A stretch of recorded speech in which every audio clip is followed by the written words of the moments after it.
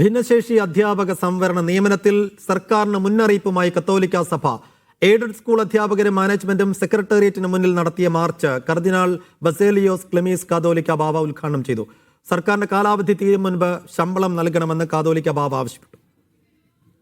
2 വർഷം പിന്നിട്ടിട്ടും എയ്ഡഡ് സ്കൂളുകളിലെ ഭിന്നശേഷി സംവരണ നിയമനം പൂർത്തിയാക്കാൻ സ്കൂളുകൾക്ക് കഴിഞ്ഞിട്ടില്ല. അർഹരായ ഉദ്യോഗാർത്ഥികളെ കിട്ടുന്നില്ലെന്നാണ് മാനേജ്മെന്റ് ഉന്നയിക്കുന്ന പ്രശ്നം. ഇതോടെ ഭിന്നശേഷിക്കാരല്ലാത്ത അധ്യാപകരുടെയും നിയമന അംഗീകാരം സർക്കാർ തടഞ്ഞു. കഴിഞ്ഞ 4 വർഷമായി ഇവർക്ക് ശമ്പളം കിട്ടുന്നില്ല. നീതി നിഷേധിക്കപ്പെട്ട ആയിരക്കണക്കിന് അധ്യാപകരെ അവരുടെ ശമ്പളവും നൽകിയ ശേഷമേ അധികാര കൈമാറ്റത്തെക്കുറിച്ച് നിങ്ങൾ ആലോചിക്കാവൂ എന്ന് സവിനയം സർക്കാരിന്റെ മുമ്പിൽ ഒരു അപേക്ഷ വയ്ക്കുകയാണ്.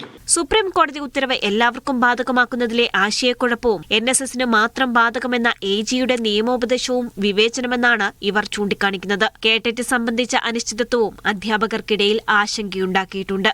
മീഡിയ 1 തിരുവനന്തപുരം.